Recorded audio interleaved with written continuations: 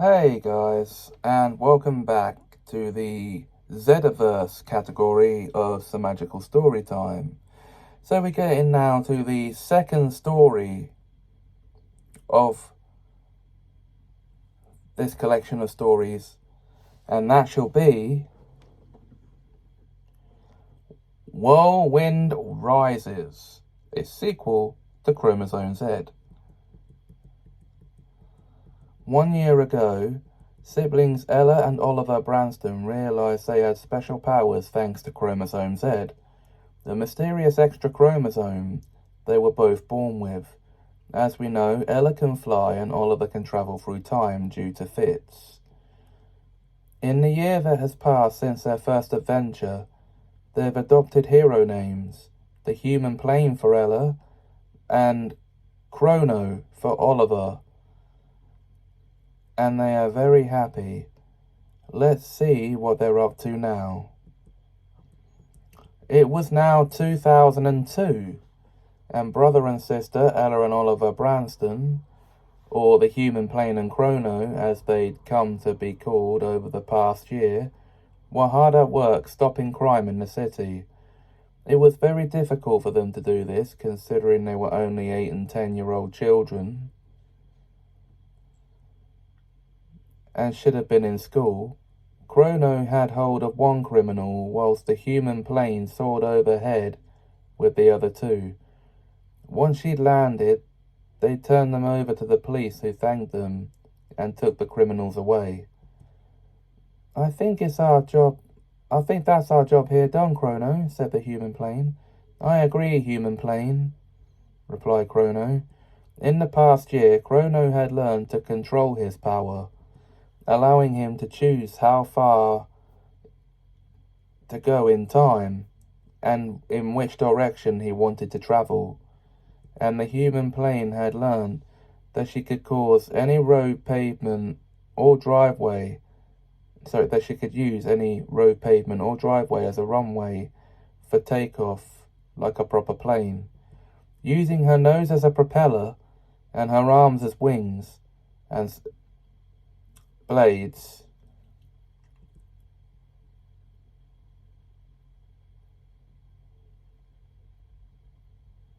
Now protruded either side of her nose.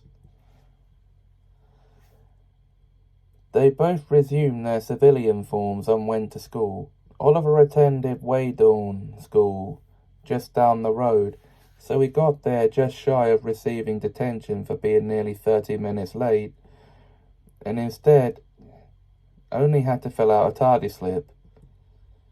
Once Ella arrived at her school, Cresswell, she wasn't so lucky, as she was given 2 weeks of after-school detentions and would have to take a letter home as well. I overslept, she kept trying to tell her English teacher, Mrs. Bryan, who was having none of it. Meanwhile, during the morning break at Whirlwind, Oliver was enjoying a quiet, relaxing time when he felt it starting to get cold and windy. Very windy, as a matter of fact, as he noticed a whirlwind heading their way. "Whirlwind!" he shouted, alerting the whole playground. At the moment he ran off, alerting everyone, a new pupil floated down from the sky, spinning like a whirlwind. As soon as he stopped and stood still, everything brightened up again. He reassumed his civilian form instantly. This boy's name was Jack O'Horn, and he didn't know it yet, but he too possessed the special chromosome, and this was his power. Oliver noticed it and straight away went to meet him. After introducing himself to Jack, he told him the reason for his ability to generate whirlwinds at will was that he possessed the extra chromosome, which caused mutations and manifests the ability. Chromosome Z. Me and my sister have it too. And it's great, he whispered. What can you two do? Asked Jack. Well, my sister can fly and I can travel through time. Oliver told him quietly. He then proceeded to tell Jack he needed a hero name, and based on his ability to generate whirlwinds, Oliver dubbed him Whirlwind. Whirlwind, eh? I like that, whispered Jack. After the excitement of meeting another Zedder, Oliver agreed to be Jack's welcome buddy for the week and helped him get settled.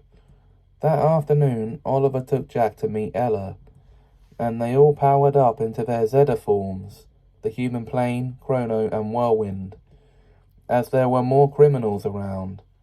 The human plane and Whirlwind took to the sky to do their bit from above, while Chrono tapped into his ability and travelled 20 minutes into the future for 5 minutes to see what they were targeting.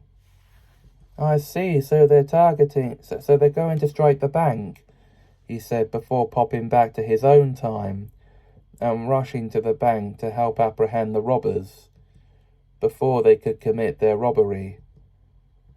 He got there with only 5 seconds to spare before they turned up. This is no time for games, freak. Get out of the way, said the leader.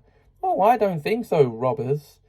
You're not going to rob this bank today, Chrono shouted at them, before a perfectly timed whirlwind blew them off their feet, and another perfectly timed wind from a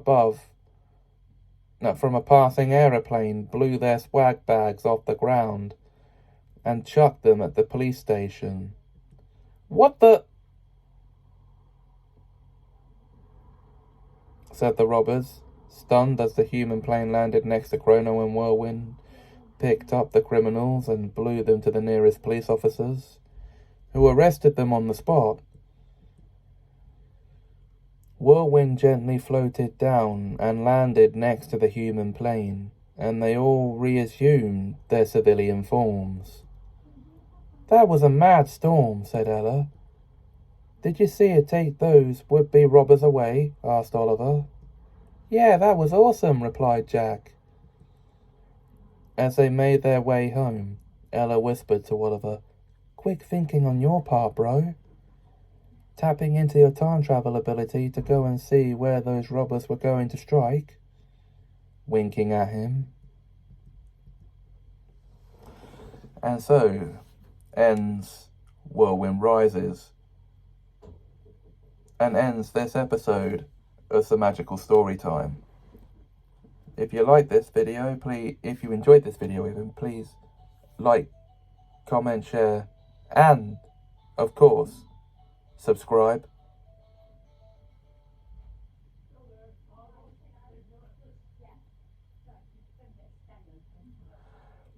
Until then, thanks for watching and have a magical time.